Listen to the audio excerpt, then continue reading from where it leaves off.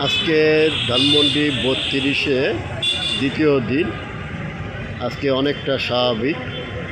Police দাঁড়িয়েছে গেটে, কাউকে ঢুকতে দিচ্ছে না। ওদিকেও পুলিশ, এদিকেও পুলিশ। আজকে রাস্তা চলাচল একেবারে ফ্রি, অনেকটা স্বাভাবিক। বোর্ডার ছিল, বোর্ডারে নিয়ে গেছে। বিজিবি, সেনাবাহিনী, পুলিশ মোতায়েন ছিল। তো আজকে ধানমন্ডি 32 একেবারেই স্বাভাবিক, গাড়িগুলো চলতে পারে। গতকাল গাড়িগুলো চলতে পারে নাই, বন্ধ ছিল রাস্তাঘাট। আজকে একেবারেই স্বাভাবিক।